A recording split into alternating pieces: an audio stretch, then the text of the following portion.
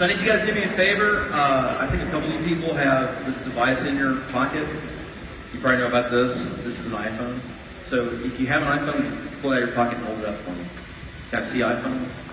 There's a couple up here. Wow, that's a lot of screens, rock and roll. Okay, so two things. We're trending Sloss Tech, first time. So you guys tweet it. What do y'all do? Like, you use other stuff on your iPhones? Pokemon. Don't Pokemon during this session. Okay, no Pokemon. None of your training. Is this a training area, by the way, Mr. Pokemon nerd? No? How old are you, by the way? Seriously? 33. Yeah. Have you seen the meme? All right. So a friend of mine, Andy Grignon, was integral in bringing this to you guys. The first iPhone was developed at Apple several years ago when Andy was there, and I would like you guys to sort of raise the temperature a little bit. We did bring on stage some trim tab because Andy and I normally don't talk to each other unless there's beer involved. So can we welcome Andy Grignon to the stage? Come on, raise it up.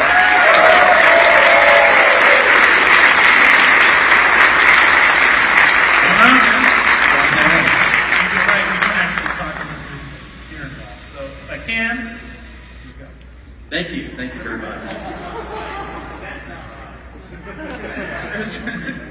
Normally when I do these kinds of talks, I've got a ritual. Traditionally I've done a couple of glasses of wine, and then I get on stage. But this will be my first time actually doing my wine on the stage. Yeah, it turns out, so you know Alabama's got some good beer. I didn't actually, no. Good people. Yeah. Good people. Good people. This is my first time in Birmingham. Yeah, we do a beer shout out and people like beer. Raise it up. Hashtag tweet that stuff. All right. So here's the problem. I'm on this stupid diet because I've lost 40 pounds not doing carbs. You look good, man. I did. I decided I wanted to live a little longer. And be a little less of this. Yeah. So that means not having beer, which kind of sucks. But now I'm pretty excited to have this. So it's like a break with your friends. And you're drinking your breakfast. There you go. This isn't weird. I'm not an alcoholic. So I want to talk about a lot of stuff, but we've actually only got 45 minutes, and we're going to do a little 15-minute Q&A. Normally, these conversations would go pretty much all day long. Yeah. But they haven't. They've done a couple times, yeah. So you've done a lot of really interesting stuff. You were there at the first iPhone team. Very important on launching that first product. And I want to hear a little bit about, you had no cell phone experience before you did that project. No, that's bullshit. Bullshit? I did actually have some cell phone experience. So I was at a startup so I was at Apple for 2 stints. So I started, in fact, I was just talking, there he is, 9-year-old, sorry, Mikhail, right? No. Mike? No. And what's his name? McNair. Yeah. So I started programming around McNair's age. So around 8, he's 9, but that's when I started writing software for just my own fun. I went to college. I failed out of college. Well, I went to medical school, and I was terrible. I weeded out. I'm a bad student. I don't follow rules very well. And so I decided to go into computer science, and I got an internship at Apple. This was in '94, and it was great. I joined this group called the Advanced Technology Group, which was Apple's way of flushing down a lot of money down the drain on just big ideas, right? Stuff that was supposed to be high tech in like 5 years. And so we were doing some video conferencing stuff. It was fun. And then at the end of my internship, they asked if I wanted to continue doing the internship, from college at the University of Iowa. And I was like, yeah, sure. Who would say no to that, right? So they sent me back with $10,000 worth of machines, and they paid for my, what was the internet? It was ISDN. Wow. I know. It's when you use acronyms, that's when it's really bad. And so I had my choice between writing my 5th calculator app for computer science or like working on cutting edge video conferencing stuff. And so what do you do, right? You work on the video conferencing. And so my grades just went to the shitter. And at the end of that semester, Apple said, hey, do you want to come work for us? I was like, yeah, that'd be fun. And so I did. So I went back to Apple and started something called QuickTime Streaming, which was Nowadays, when we watch videos, we kind of assume that it's just not, present on our computers. Back in the day, that wasn't a thing. So streaming was that first attempt at getting video that was stored on someplace else, not your computer. We didn't have the cloud then, right? It was just some server or something like that. And then it played locally. And so I helped define that. I left Apple after that. And then I joined the startup, which is what I call bullshit I joined a startup called Pixel. And we were making an operating system for mobile stuff. Pagers. Remember pagers? That's the stuff that drug dealers used way back in the day. We were making an operating system for those things. And it was cool, right? But some friends of ours, this guy named Tony Fadell from Apple, approached us and he said, hey, can you make your stuff work with this thing? You remember like those video editing jog wheels, like the circular things, right? He's like, make your shit work with this. We're like, all right, great. So we did. We made our stuff. And then they came back and said, hey, can you write us just an example app? Let's just say it plays MP3 files. I'm like, yeah, sure. So we made this example app. And the source code, if you're a programmer, the source code is called, class name is TMP3 sample app. And of course it was the iPod. And to this day, every iPod launches TMP3 sample app. They never changed the name. Really? Yeah. That's, but we had no idea that's what we were working on, right? So it's like all of a sudden we finished this app, and then I see Steve Jobs on stage introducing the iPod. I'm like, ah, shit, that company's no place again. Right? Like it feels like, but the iPod really wasn't a success, right? The first iPod kind of sucked, and so I said, you know what? I wanted our company was on the way to tanking, and so I joined. I cycled back down, and when I joined, my options were priced at $8 and change. That should tell you how cool Apple was back in the day. Michael Dell was telling Steve to fold the fucker up and give the money back to the shareholders. And good thing he didn't, right? Because after that, we started to come out with the iMac, and the iPod actually started to become successful after we had introduced the Windows version, because nobody had Macs back in the day. And now you show me a hipster today who doesn't have a Mac, right? It has to be hipster. I mean, they're going to have the beard and all the... or go to a coffee angst. shop. Yeah. I see a couple of hipsters in here. So when you were at Apple, Steve Jobs inadvertently, if you Google Andy Grignon's name, by the way, I'm sure you'll find near the top of any Google search instead of Wikipedia, you have an interesting business card with an F splat K. Can you tell me? I'll say the whole word. It says fuck job. Yeah. I don't know why people are so afraid to swear. I swear a lot, and I don't apologize for it. Yeah. So that one. So the fuck job thing is a. So we used to do. So I wrote something called iChat, and I wrote something called Dashboard. If you're a Mac person, they're just apps that are on the Mac. And I was showing him so we used to have this meeting every Tuesday. It was in this UI review is what it was. And so that's the day Steve got to see all of the new things that we were working on. And so I was showing him the very first version of iChat AV, the video conferencing. Now, what do they call it? Messages now? I don't know, they fucked it. Messages, yeah. So we're showing him the very first version of iChat AV.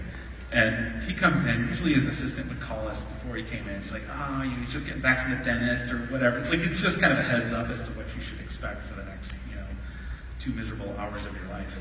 And so he shows up, and he kind of comes in, he kind of plunks down on his chair. And he's just kind of looking at it. There's like 7 or 8 of us in this room. He's just kind of sitting there looking at us. And he says, what the fuck's a fuck job? And we're just like, what? What? So he read every single piece of email that he got, right? So when you sent email to S Jobs or Steve or whatever, he read every single one. He would respond to all of them, but they would sometimes, if they were good, get forwarded around or whatever. And this one, somebody had called him a fuck job in one of the customer emails. I don't know what the context was. He didn't elaborate. And so, we laughed about it. So I start to do this. So all right, we launch it. I'm the first one up. I give the demo on iChat. And I have to go to this other office to kind of show the video conferencing, right? And we do the demo. Midway through the demo, the audio craps out from my side. And so they can't hear me, but I can see them and hear them. Being an engineer, I start to try to figure out what the problem is. I got my guy there who actually wrote the code for this thing, and we start to but here's the problem. Steve hated to have his time wasted anytime, right? And I knew I was kind of getting to that territory. And I've done Steve demos, I can't tell you how many times, right? And I knew this is a rookie move, but I still kept going with it. And so we're just like trying to debug it. We're so close, we're almost there. And I can see him on the screen just getting like agitated, like more visibly agitated. He starts like, he squirmed a lot, he just did all this other shit. And he'd start talking to people like, hey, what about this? And I'm ignoring all these cues, right? These are all kind of important. And finally, he's like, we're done. We're done here. And by the way, I know what a fuck job is. It's you. You're wasting my fucking time. We're done. And the last thing I see is this look of him, like looking on the screen for the little close box on the window. And then geek. And there's that moment where you're just like, oh, fuck. Like you just kind of sink in your chair. You just kind of do one of these. And what happens after that is all of your friends who were in the other room start to tell everybody. And so everyone started calling me Fuck John. And it actually kind of hurt in the early days because it's not, I wouldn't say it's a term of endearment. I mean, they were doing it just to break my balls. But so anyway, after a couple of years, I joined the iPod group. Tony Fadell, the guy who started iPod way back in the day, I joined his team. But I was working for this guy named John Rubenstein. John was VP of all the hardware. And so I go to join Ruby's org, and it's time. At Apple, you can type whatever you want on this web page to get your business cards. You know what? Ruby knew the story. Everybody else knows the story. I may as well just make that the title of my business card, so I put my job. And it's like on a Friday, whatever. I submit it. 2 weeks go by. I don't have no business cards, nothing, right? So I got out of Ruby's office. I'm like, hey John, did you get a chance to see the request for my business card? And John's like on his computer, like older guy, right? Glasses go down around the nose. He's like, I've been meaning to talk to you about that. What the fuck is wrong with you? You can't put that on top stationery. That's not okay. I'm like, okay, that's cool, right? It's fine. And so we went out to lunch and kind of laughed about it and thought of a couple more interesting titles. Get back from lunch, like an hour later, I get this email from Apple Printing saying, your business cards have been approved. Like, what? So I zip it, I didn't say anything about it, and then like 3 days later in the mail, they show up. I'm like, oh, these are fucking great. And so I take one and I go give it to Ruby, because obviously he approved it. He must have, I don't know, between berating me, he must have actually thought it was cool. So I go to give him one. He's like, don't you dare show another person these cards. These are contraband. I'm like, so it turns out, what happened was, at Apple, unless your direct manager explicitly approves or rejects your card, after 2 weeks it gets auto-approved. And it turns out, as an EVP, he's kind of a busy guy. And so he got the same email I did, but he was in, exec staff or whatever, and by the time he actually said he tried to get them canceled. And on Monday, they're like, yeah, they're already done. So it's basically a testament to a broken process. Where policy is trumped by somebody. Yep, they changed the policy, by the way. So when you're at Apple, what do you think were the key moments of innovation that you were able to see up close? The key moments. So, there's never a moment, I don't think, in a project where you're like, oh, let's innovate. Right. Every now and then that happens, right? We're like, so I was the guy that pitched visual voicemail to AT&T, right? And so visual voicemail, we just take it for granted. But back in the day, I sound like a fucking old timer. I need like a blocker. Back in the day, what we used to do, we used to have to hit 7 or 8 or 4, all these fucking random numbers to get your voicemail. But when you're a desktop software person, you're like, which voicemail? Right? It's just an attachment on your email, right? Like the attachment's the message, you can play, whatever, right? And so that was the big innovation moment. right? And so we kind of crafted out this whole response. And so I went to, I pitched it formally to AT, well, Singular, I think at the time. It was a room not as big as this, but smaller room. But it was like an awful wedding, right? We had Apple people on this side of the aisle and AT&T Singular on the other side of the aisle. And the woman who is the CTO of Singular was sitting right there. And I get up and I give this whole impassioned plea, like, this is Visual Voice Messages, here's some sketches, this is what we're thinking, blah, blah, blah. And she all but, patted me on the head and said, nice try. Here is Joey Bag of Donuts, who's going to give you the rebuttal as to why we can't do this. And so he gets up and he shows me, well, the sphincter valve, whatever, like, it's all complicated. There's 6 people in Iowa who need this. And they basically gave off this litany of reasons why we couldn't do voicemail, visual voicemail, right? Because it's super complicated. So at the end of that, we argued about it for a while, and then I went crying back to Steve. I was like, look, we couldn't figure it out. And so Steve and their CEO, like over a weekend, figured it out. Actually, the way they figured it out was they gave AT&T an exclusive, there was an exclusive deal at AT&T, I think it was like 2 years initially, and then extended to 5. But that was the concession that he made in order to get visual voicemail. Wow, thank you. Yeah, and that was like a big thing. There was an actual bug here, I'm not seeing things. So at the end of the day, like, innovation, it was a really important feature for us to have, right? But we were willing to give up a lot to have something like that. But the genesis of these ideas happens when you least expect it. And when we first started the phone, in fact, I've got the patent on the very first attempt that we made at iPhone, which was exactly what you would have expected it to be, right? It was an iPod phone. And so when you look at the drawings in the patent filing, it's big. So what we built was about 300 of these things. It was a big fat iPod. And it had remember the click wheel, right? And it had a double shot plastic on the back, which allowed the controls to go from blue for iPod mode to orange in phone mode, right? So you'd have blue controls, play pause, next, all that other stuff. And then you'd go and actually click, click, click, put it into phone mode, and then would change over to orange, which 0 through 9, A, B, C, D, E, F, like a rotary phone. And you would text and you would dial that way. Because when the raised eyebrow says, yeah, it's awful. It's awful to use as it sounds.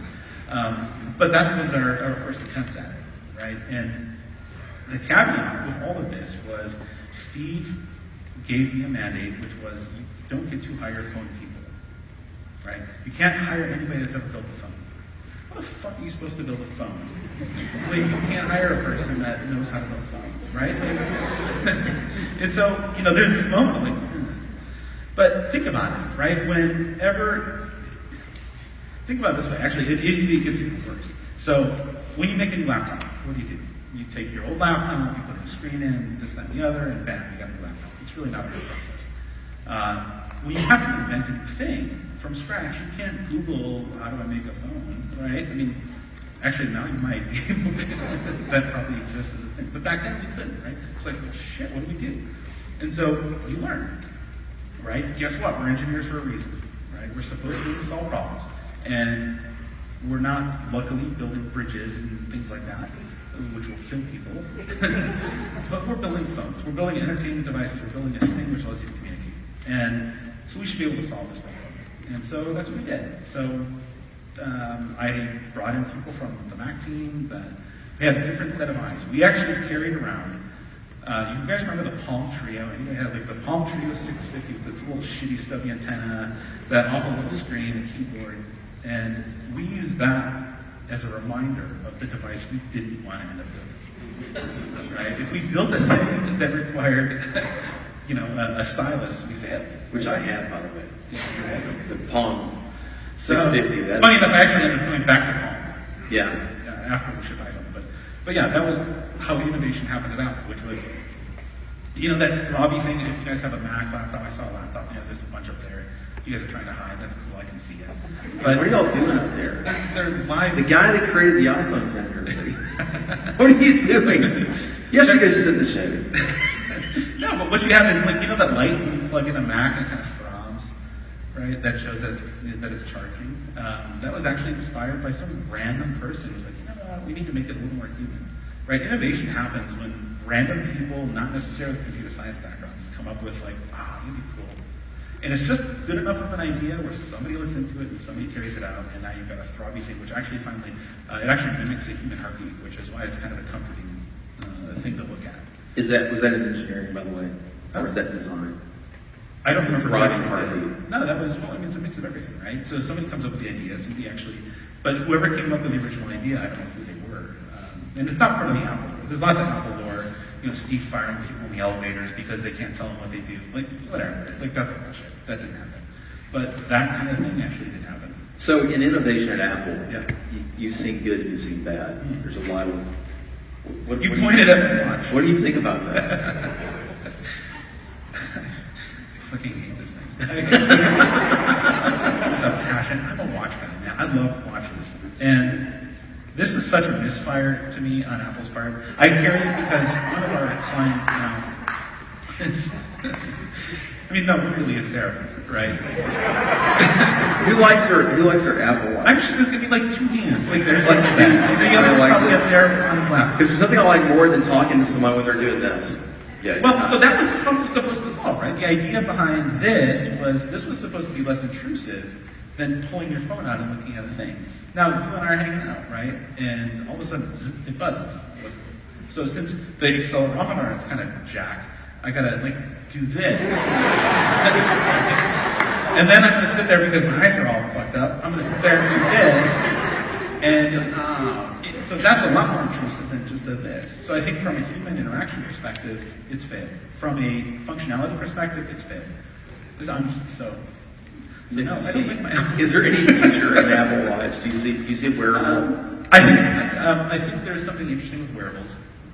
I don't like the form factor. And this for Apple, I think specifically is a rare misfire. I would say it's not rare because they've been doing some other. The Apple Pencil, I think is dumb.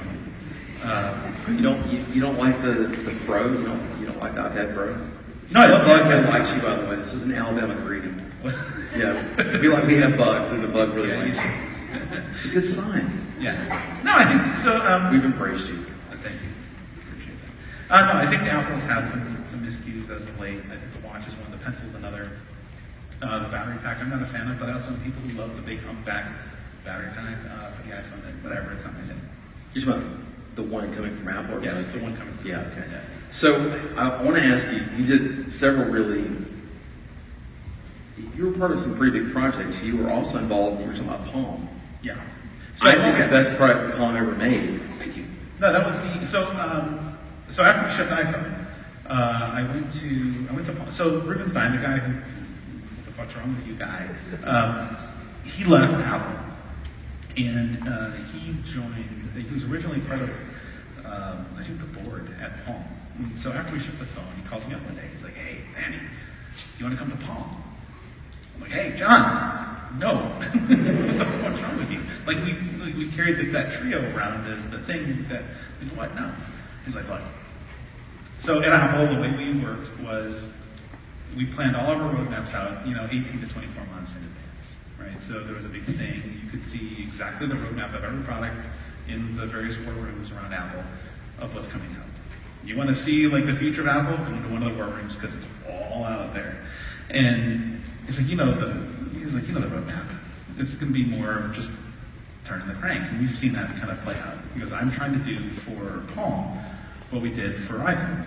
And so one thing I did tell you is when we first pitched the very first iPhone, I was actually arguing for a Linux-based operating system using WebKit.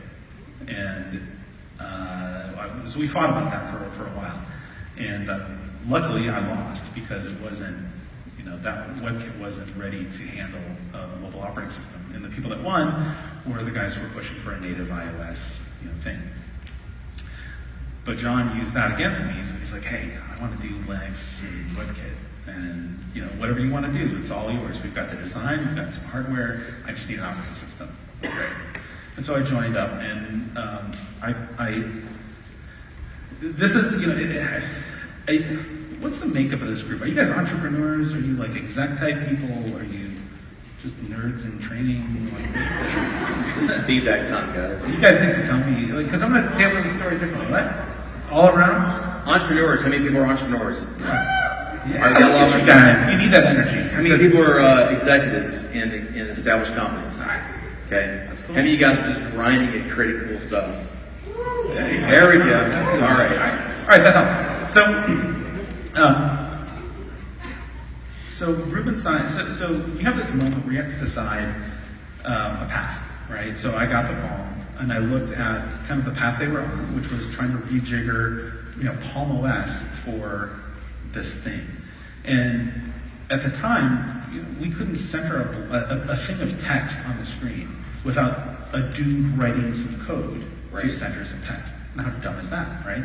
Turned out that dude went on a biking trip in France, and then we couldn't center text. Like, literally, that's what happened. And I used that, and I was like, what the hell is wrong with us? We should be standing on the shoulders of giants. We should be looking at using technology like WebKit. We're centering text on a web page, and you don't even think about it, right? And so that was the genesis of WebOS. So me and a friend of mine, we hacked out beginnings of WebOS over a weekend. And so we took some of the screens, we just basically did a web page in a single, it was super easy, right? We did it over a weekend. And we proved that the idea had merit. We didn't have to rely on the dude in France on his biking trip to center text. We could actually do a lot of things, make it real. And after I got the go-ahead, I stuffed 10 people into a tiny little room. And in 30 days, we banged out WebOS. Wow. From ground to top. The architecture, we figured out how every little piece should work. And I mean, as an exec, what you have to do is you have to remove all of the obstacles to ensuring your team is successful, right? So what we effectively did was create a startup inside of a bigger company, right? So a lot of people say, oh, I can't do that. Well, you can, actually. When you are high up enough on the chain, you can do whatever the fuck you want. And so you can actually tell all the other fucks to get out of the way and clear their calendars. You don't get to know what the hell they're doing, and then they are working on this thing for the next 30 days. It has to be bounded. It can't be some open-ended, thing. It has to be like, in 30 days, we're going to know whether or not this is a path that's viable for this company. And that's what we did.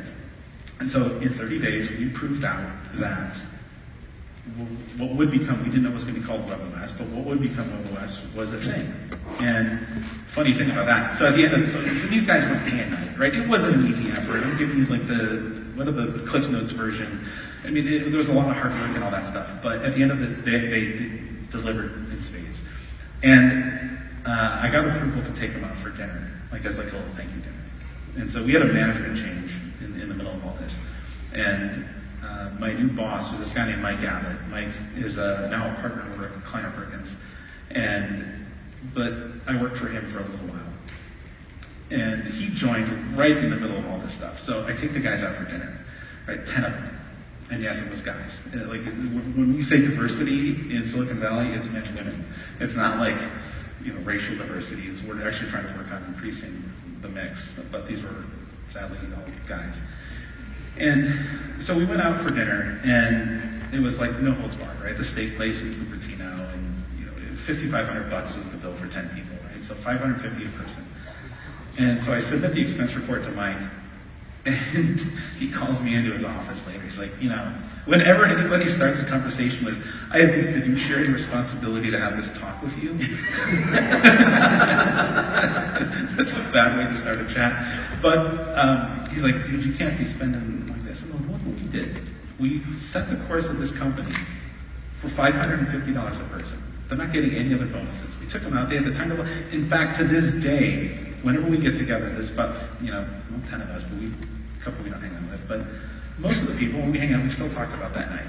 We set up memory, relatively cost nothing. If I would have given you a bonus for breaking your balls for 30 days, and I said, here's $550, and after taxes, it's, 300 and change or whatever, every single one of them would have slapped me and then quit on the spot. So what you're telling us, partying like rock stars is essential to building teams. I'm saying there's a smart way to spend your bonus pool. No, but I think when we look to especially as leaders, as innovators, as how do you we didn't have money for I didn't have $300,000 to shower out a bonus to these guys, right? And very small, $550, right? That's a smart spend.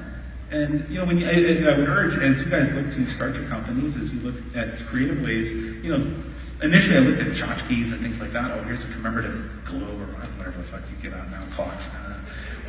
Or you can make it experiential, right? And I think that's the path that we chose. So you actually had a chance to be the guy, the executive at a company. I was. You had been a startup. So I want to know two things. And one, I want to know what it was like to finally be the guy to call the shots. I know you had some partners in that, but that's a very big change in your role. Yep. The second thing I want to know, you have to tell us. I know you tried to exit because we were talking about when it was happening. So tell me a little bit. For the I haven't really told that part of the story in public, but I'll tell you guys. Just because it's good for me to, my therapist says, no. Man. Let it come out. You'll feel better. No, so, turning from, so look, I was a VP at HP, in charge of software for all this stuff. And you think, oh, that's a pretty good accomplishment in your life, until you realize that HP is you and 330,000 of your closest friends. Right? It's a gargantuan company, right? And as a VP, I was part of an elite crew of 5,000 other VPs. We couldn't all fit in a room like that. Like that's how much leadership there is in this company. There's 10,000 directors. HR alone at HP is 2,000 people. When all of Palm, hardware, software, HR, everything was 900 and change. So we were doubled up in HR people. I got great stories I'll tell you guys later at some point, but about that. Because as I swear, I got in trouble. So when the handcuffs from the acquisition came off, I wanted the opposite of that. And so what better than to start a company? So luckily with the background I had, raising cash was easy. Right, so I got $1 million to go spin around in a chair and think of something cool. Like I didn't have a pitch, I had nothing. And so I did that, and we came up with a really cool idea. I had 2 other partners, and we built it. Actually, Beautiful. It's actually a really beautiful app. It was a way. It's a long, boring thing. I'm not going to tell you the whole thing, but it's basically a way for regular people using cards, and if you're investors, entrepreneurs, I can tell you how to pitch, how not to pitch. Like those are some of the hardest earned lessons I think that I had to do. That first $1 million I got right after pitch, actually that hurt me long term. Second time I had to go back to the tranche for more money, and I raised $2 million. And so I remember when I first showed up, I was like, here's the thing, this is called 8-lead, this is what we do, well, here's our slide deck. My counsel at Wells Fargo, just wire it, it's cool, however you guys want to do this. And every single person said no. I pitched probably 80 different investors, every single one of them said no. Because I went in with hubris, I went in like, I got the first $1 million so easy, why wouldn't the second 2 be any better? And this is when the money's flowing like wine in the valley. And I couldn't raise. And I wasn't telling a story. And so it was a hard lesson to learn, giving you again the quick version of it, but figuring out how to tell the story. I ultimately, if you guys I saw a bunch of entrepreneurs when you go to raise cash, being able to connect with your investor and being able to tell a story is probably the best thing that you could do. And so so we had this kind of come to Jesus, with our lead investor at the time, and he hooked me up with this mentor, and he told me, look, here's what we should do. So I ditched the entire deck, the PowerPoint deck, all that shit out the window. And because of the product we were making, it made sense. We were allowing regular people to program with cards, like with playing card kind of thing. So we printed a deck of cards. And I went in, the very first pitch I did turned out to be with Eric Capo, who's part of Capo, their ventures now. And I gave him this thing, I was like, let's program. And I laid out a bunch of cards and I explained what we were building, and there was no deck, there was nothing else. And at the end of 30 minutes, he was like, I'm in. And he became our second investor. There was no numbers, there was no, the market opportunity is this, none of that, no. I still had to send it to him later because he had to pitch to his board, but that's the way investing works, right? You have to get somebody hooked right off the bat, and then they have to basically re-pitch whatever you just said over to their partnership, and that's how you're gonna get your money. And I wasn't telling a story that anybody could connect with, that they could then repitch. And so that's how. When did the 8-week book come into the play? That I was remember fun. Robert and I were looking at that Yeah. and having a debate with you. So we also decided, one of my partners he's the guy who designed the color iPod. And he's a fucking idiot savant. Like, he can sit there and just work graphically. Like, his design skills are just off the charts. And he'd just sit there, he'd be sitting there chatting, and you'd be like, oh, yeah, you know what we should do? We should do this, that, and the other. And he would just be like, duh. And then, like, you mean like this? And he'd turn his screen over, and it's like this pixel-perfect piece of art. You know, like, to this day, it's still amazing. I've never met anybody who is at his caliber of just being able to work on the fly. And so he created all this artwork, and as part of our pitch for the second part of Money for Haley, we made a book. And so we took this really great art, and you know, like those photo books that you can get for your kids or whatever, and you can turn it into that. So we did one of those books, which was all the art that showed off the kind of story. It was a summary of the pitch that I would do in person. And for the people who are really interested, you could kind of read the audience, right? I bring a book in my bag, and I'd be like, all right, I really want you to have this. And there is still, I get an email about a year ago is who I heard from this guy. He's like, I still keep the 8-week coffee table book because I use this as a lesson for other entrepreneurs. That's the perfect. Think of it. It's like a parting gift. It was well done. It was a high quality thing. Like, it was actually really well done, and that helped raise the money too. So, when you build a company, there were two options. I remember we talked about your product, and there was a point at which you were considering either launching the product, and then you had these conversations where people did not want you to launch your product. So, what was going on there? So that's interesting. So when you look at it from, all right, so you have what we had invested in was a piece of technology, right? And we had a really great core set of technology. We didn't have a core deliverable that somebody would, like a customer would done. And so we had that decision point to make. Should we actually deliver and ship this thing, or should we just sell it? And so we went for we talked about it as the leadership team as well as with our investors, and we decided to sell it. And so that was an interesting process, because when you actually go to pinch yourself out, the tables turn, right? I mean, the whole thing is different. The first thing is never be selling. Yeah. You want to be bought. You don't want to sell. Another lesson learned. Because when you sell, you're immediately in kind of a shitty negotiating position. However, because our lead investors from our second round were Jerry Yang and Ash Patel, Jerry was the founder of Yahoo, and Ash was his SVP of engineering. We were teed up on a silver platter to be sold to Yahoo. Great exit. We actually got through the whole process. Went through. Philo was on board, the other founder of Yahoo. Everybody was on board. It's like, yes. We're working through the details on the term sheet, and Marissa decides to detonate the mobile team and cancels all pending acquisitions, including others. And everything just went off into like that. I was like, fuck. Right? Because now we're getting a lot of cash. Like, this is like startup life, which is pretty shitty. And you're like, oh, now what do I do? Well, it turns out we had a couple other partners. We had somebody, rockstar team, like we should see a friendly exit with Google. So we go to Google. Perfect intro, went through the entire process. Google makes you interview your team, right? And it's just what they do. And so we went in for our day. They actually crafted a special interview schedule for us. They weren't going to make us code or design. Usually that's part of your interview schedule. And so they make a super lightweight interview thing. So I show up, the guy who's the champion for us, I meet up with him first thing in the morning. I'm like, hey, just small talk, right? Hey, how's it going? He's like, so we just had a massive reorganization yesterday, and I don't know my role at Google going forward.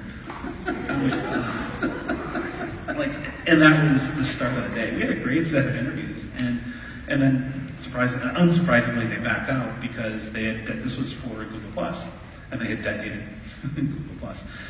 So that was plan B. Plan C blew up in a very similar fashion to Samsung. Plan D was I had this ace in my back pocket. Like whenever anything went shit, as like a kind of a, as a prepared person, you got your A, B, C, but I had D. And it was a good friend of mine. He ran the wearables team over at Intel. He reported directly to Paul Odolini, good friend of mine from Apple and Palm. And he's like, look, I'll buy you guys, make the investors whole. You guys will get some money, but it's not going to be, showered with cash. But, I want you to run this other thing. Great. So I call this guy out. Like, look, all 3 of my things have gone to shit. I need help. Like, bail me out. And he's in Switzerland for this watch conference. And he's like, great. I know, right? And he's like, look, I'll call you when I get back, and we'll get this thing going. I'm in. So he gets back, I don't get a call from him. Send him a message, hey dude, we're out of money, like company's like about to fold, I need to know. Get an email like 3 days later, and he's like, dude, I can't help. I just got let go from Intel. So Odolini had left, and now there's this guy, Brian Krasinich, who's the new CEO.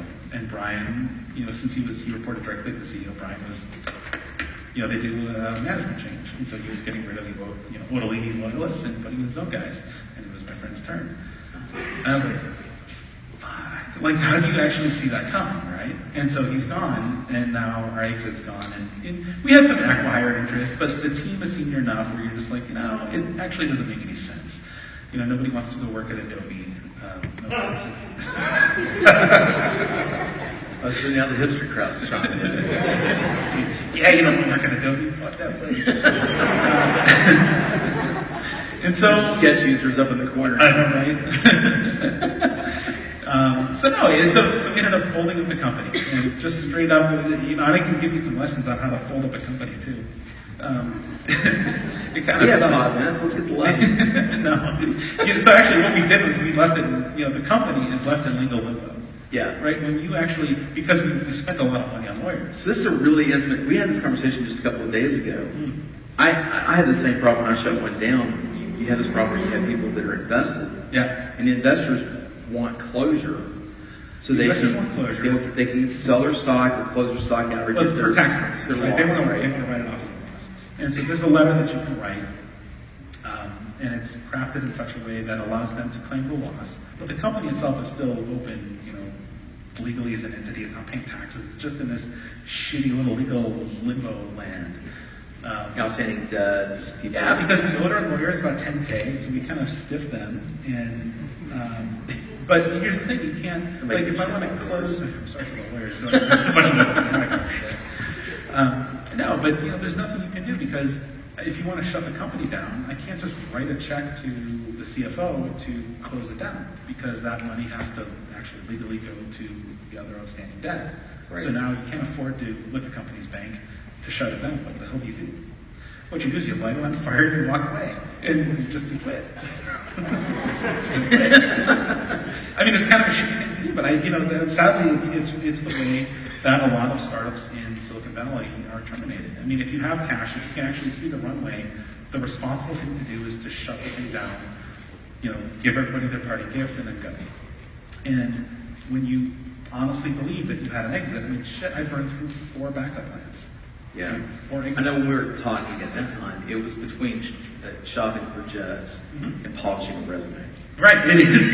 It's like, where do you see this going, right? And that's always, that's the Silicon Valley, way. I heard we were talking earlier about Silicon Y'all. Yes. What you guys are trying to do out here, and you need the whole ecosystem. Did I say it right? Y'all. I lived in Texas for a little bit, so I Can you do it? No. But I think for a startup ecosystem to thrive, what you need is money, talent, interest. You need to have the community has to be involved. I mean, you have to have. You can't go it alone anywhere, I don't think. And I've been around the world giving talks. I was in Chile and I saw their what they're trying to do. I actually got this. I was telling you this earlier. I had this big audience giving this talk in Chile to the startup crew, and the Minister of Finances there, like all these like high-powered people, and this was in Santiago. And at the end, we did a little Q&A, and the sweetest little 15-year-old girl gets up to the microphone, I'm 15 years old, and do you think people in my generation can make an impact on technology? Right? You're just like, and so I said, no. And then but because it's, not a lot of the people that speak English, like they have the translators, so I was like, oh shit, that was not a good joke to make. And then they laughed like 3 seconds later when the translator said it. Right. And I was like, okay. I was like, no. But the fact that the mindset was there for somebody like that to actually legitimately question whether they could make an impact, tells you the mindset difference between Silicon Valley, where every 15-year-old down to 8 is entitled to create a company. Of course you can. Of course. The money's there, the interest is there, the desire, the drive. Like, yes, the whole system is set up to start your company, the earlier the better, right? And that was the answer that I gave her ultimately. I was like, look, if you start a thing now, you can create companies. And you will fail more times before anybody starts their first venture when, if they were to start later on in life. So I would start now. You have to start now. Start really fail fast. Yeah, I mean, that's the thing. We have to eliminate failure as a bad word. Now, in the Southeast, that's a problem, because in the Southeast, my dad tells a story about going to get a loan for his trailer when Mom and Dad got married. They have a trailer? They did it the first time. They were at Harvard University, so you Bammers can make fun of that. Dad goes to get his loan for the trailer, and the guy says, "Are you Ken Nunley's son?" My grandmother. And he says, "My dad doesn't have a job. He's a senior in college. He's getting married. Yeah. He told my mom if we get the loan on the trailer, we'll get married. Yeah. But I got to finish college." And the guy says, "Oh, yeah, just go write the check. We'll take care of it." Because grandfather had never missed a payment ever in his life. Yeah. And that's a very Southern culture thing. Is it? If you make a mistake, it's a very it's part of our culture. And I think it's hard to switch to the fail fast. Get it out of the way. You're gonna fall a couple times. I think that's hard in general. I mean, you know what? Even as a kind of a grizzled vet of Silicon Valley, it's also hard. Like, it's never easy to fail and shut down a thing, right? It's admitting. Well, you never talked about yours. You never. It actually took me a long time to realize it, because at the same time, I was shutting down the company, I was shutting down my marriage, I was shutting down a lot of things in my life, which are, as an entrepreneur, when you're a CEO, that's a really difficult thing to kind of, as a person, I should say, not just a CEO, as a person, that's a lot to really, kind of deal with. And what you realize when you come out, get pooped out of the other end, and you're like, you know what, now I know some things, right? I've got some good lessons. I've got different ways that I would approach these things in life. And it's funny, when we look at, we as kind of like the jibber jabber, the people who get up on stage and talk about, we preach all the time. Oh, you gotta fail fast, you gotta do all these other things. And a lot of times it's just people paying lip service. It's not, you haven't really been through it, right? I've been through it now. And what I'm saying is actually coming from really personal experience. And it's difficult, but it's also immensely rewarding. Anybody who's starting a company, give it everything 110%. Anybody who's funding it knows already that when you go raise your money, like the worst calls you have to make are the ones to your investors. You're like, it's like this awful, just shitty call where you have to basically say, I'm shutting the company down. And they're going to break the ball, because that's what they do. But at the end of the day, they kind of expected you to fail when they gave you the money in the first place. So, enjoy that experience, because it'll happen to most of you who are studying companies. Sorry, but that's statistically what's going to happen. For the people who have great exits, awesome. Those are the best calls I'm sure to have. We're having maybe 2 or 3 in your name. Yeah, awesome. I'm sorry, I don't mean to keep talking. If you guys want to ask me some questions, I know this guy's setting up a mic and all this other stuff, but Anybody have any questions? otherwise I'll keep talking. Are you going to shoot it out? Really? I got one for you. Very good. It seems like you have experience with products that you developed and that other people developed and tried to get you to be a part of. Yep. What is kind of your litmus test for deciding, okay, this is a good idea, this is a bad idea? So, good question. So I invest as well, right? And as an investor, on the other side, we go through the exact same thing of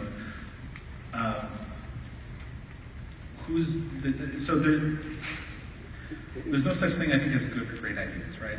Ideas are ideas. What I look for when I give somebody money specifically, or when I'm part of an now moving forward, if I were to be part of a large organization again,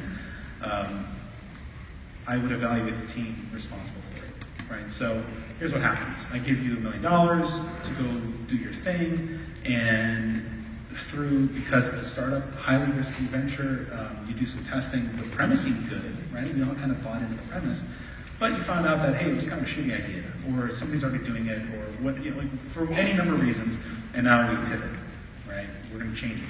So if you invest only on the idea and not on that team, then you're fucked, right? Because now the idea's gone. And if it's a shitty team, well, good luck with that. When you were talking to venture capital, this interesting idea that you look at teams. We actually pitched in Melbourne, and the VC firm that looked at us was very concerned that we had pivoted 3 times inside of 90 days. My pitch was we built 3 products in 90 days. Their position was you should pick one and ride it to the bitter end. So I think that's an art more than it is like, here's a rule that you have to follow. But yes, I agree. I mean, I followed ideas down to the bitter end, and it wasn't the best thing to do, right? So whether an idea is good or not, I mean, there's some which are obvious. When you start off your pitch with this is Tinder but for cats or whatever, I'm gonna be like that's a dumb idea. But I mean, I know where you're going, which is kind of the more nuanced, like, this seems like a good idea. And that's where, so look, when you look at a lot of venture people, when you go to pitch a thing, a lot of these people are coin operated, meaning they want to give you money and get more money back. That's all they want to see. It has to be just brain dead easy. So your pitch deck has to include things like, opportunity, market size, all the usual kind of statistic stuff. And ideally, the idea is good, but really they're just looking at the numbers, right? If I give you $1 million, can I get, many more millions back? That's really what they're looking for. I tend to look at it kind of more holistically, which is, hey, this group of people seems very smart and talented, so if this doesn't work, they'll figure it out. do you think that's a Silicon Valley mentality, though? Do you think that's different in the Valley? Well, I don't know what the Silicon Y'all thing is, but I mean, I don't know that I would approach anybody here any differently. Right. Right? I would look at the team. Like, all right, so, and the first question is, well, we're unproven. We're 3 people from the university. We don't have degrees. We're motivated with this, that, and the other. All right, great. What I'm going to look at next is what have you done? Like, okay, you haven't had any commercial success, but let me see your GitHub account. Let me see your design portfolio. Like, it's just as if I was hiring somebody, right? So I'd be looking at what have you done? I don't have a degree. I finished, I left the University of Iowa without a degree. But I don't think that means any less or more or anything else, right? So we got time for one more question. There's just a really good one. Who wants to ask a question? You can shout it. There's a hand up in the corner over there. Let's see it. Nothing from the It's a bald guy too, so I like it. hipster gallery on the top side asking questions. I see a bunch of Apple. You seem like a very honest guy, and I kind of want to get your opinion on let's look at y'all. And I know your experience here may be kind of limited, but I was wondering, what you might think of Birmingham is trying to accomplish, setting itself up as a tech center, and sort of what you think of the city and what you think the chances are, and just sort of your honest opinion about that. My honest opinion is I think it's going to take some years to see some traction. And I think what's going to happen, and the same thing, I was in Paris watching and speaking with a big city center which has put a substantial amount of investment in their tech development. In Santiago, the same thing. Santiago actually doesn't have a lot of money. But every ecosystem, I think, in order to become a hub, you need money, you need talent, and the desire. And I don't know what the money state is here in Birmingham. I've walked around the city center a bit, and from what I've met, I know Jason, and I know some of the other people here. There's talent. Is there lots of talent? I don't know the answer to that. There certainly seems to be a desire. There's a lot of hipster bars. So, you guys have a pretty rockin' bar scene, I'll tell you that. Actually, what's cool about it is that we went to that place. Where did we go? Gary, sort of the office. Yeah, that's a cool place. And Yeah. but okay, so you got young weirdos, but does that translate into a rich talent pool? And I think all those things have to come together. But if, and what I saw specifically in Paris was the government has to get behind you. I think you have to have some infrastructure. Sometimes startups, if what you guys are doing is pushing some boundary somewhere, like startups tend to be ahead of regulatory issues. Like we look at Uber as kind of a traditional example, but in Paris they have just such an awful mix of just terrible rules, and it's very difficult for startups to hire and fire, specifically fire. So you look at the regulations in each locale, but the government in each one, the pattern I've seen is the government's behind it and is willing to act quickly. They're never going to act startup quickly, right? Because generally we're working on pushing that line forward. And if you have help on kind of all of those fronts, money, talent, government, bureaucracy, people willing to actually go to bat for you guys as a company or as an industry, then yeah, I think that can actually happen. I think it's going to take some effort though. And although from what I've heard, I mean, this place was dilapidated ruins a year ago or 2 years ago. We're experiencing a resurgence. There's a culture. I love the culture, and I want to ask you about this before we wrap up. Did that answer your question, by the way? I mean, kind of in a wishy-washy way, I guess. I mean, I think it's going to take some effort, I guess is the answer. What's the honest assessment? I think I would go 40%. It would probably be negative, slightly negative on that. I would say it's going to take a huge amount of effort to create a viable startup ecosystem here.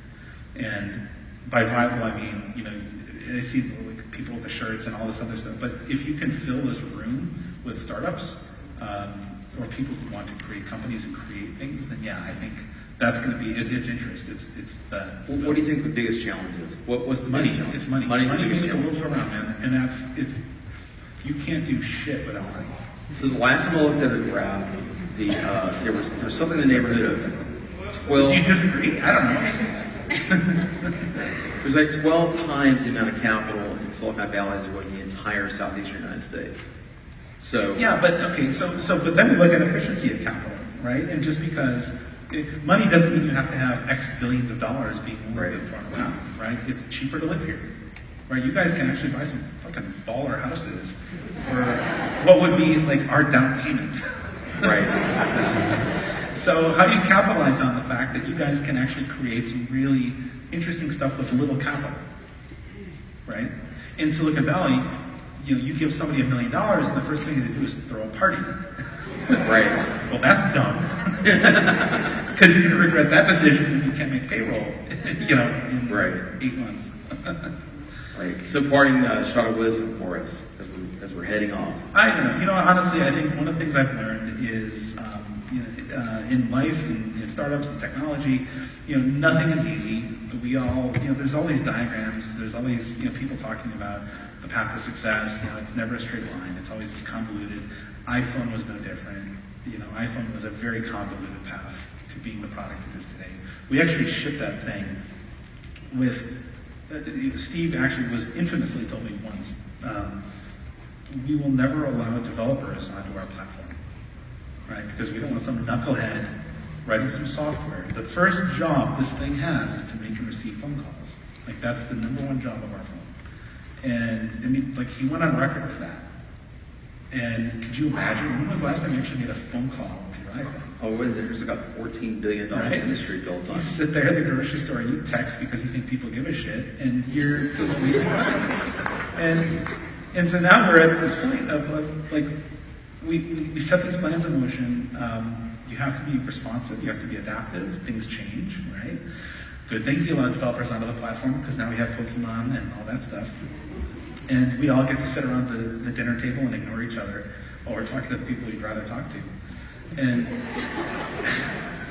come on, you've seen it, right? Somebody actually asked me, they're like, oh, hey, did you imagine, would you have, did you see the product you were creating, when you were building it? And I was like, no, fuck, dude. Why would I make a thing that physically separates people Like, I've watched entire families sitting around the table, and every person's on their phone, like texting and doing whatever.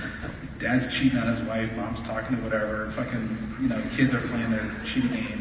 Like, it's this awful scenario playing out.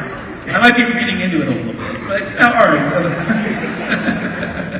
but you've got all this, like, you see this thing, and I see that, and I'm kind of sad.